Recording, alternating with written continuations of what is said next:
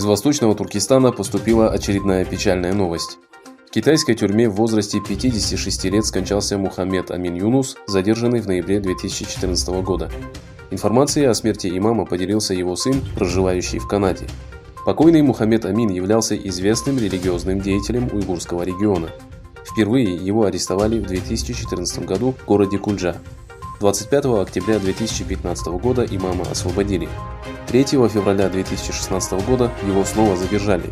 В этот раз имама забрали из его дома, расположенного в районе Гума провинции Хатан. После задержания от Мухаммеда Амина не поступало никаких новостей.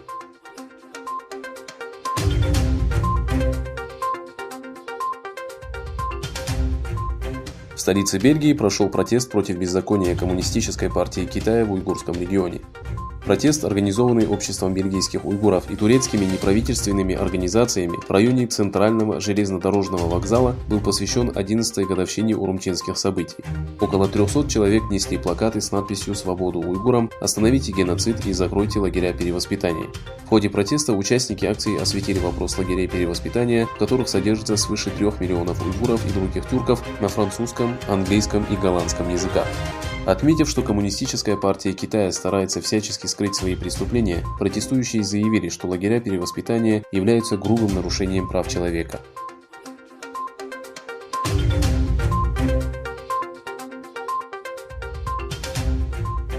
Министр иностранных дел США Майк Помпео сообщил о введении запрета на выдачу виз и отказе в допуске на территорию США в отношении сотрудников китайских технологических компаний, сотрудничающих с правительствами, которые замешаны в нарушении прав человека.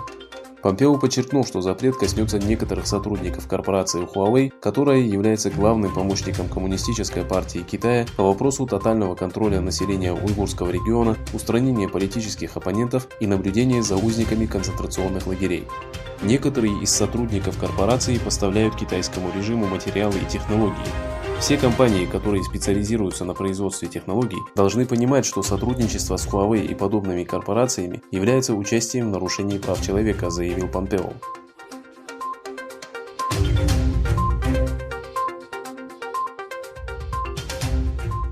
Оценивая внешнюю политику, оборону и безопасность Англии, министр обороны Бен Валлис отметил, что предпримет необходимые шаги для борьбы с Российской Федерацией и Китаем, которые, по его словам, угрожают миру в космическом пространстве.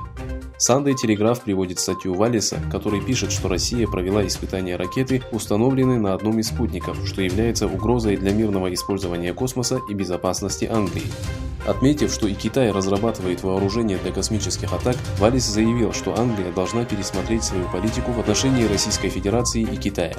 В свою очередь, газета Mail сообщила, что в воскресенье Борис Джонсон пересмотрит закон о предательстве и шпионаже, а также закон о секретных данных.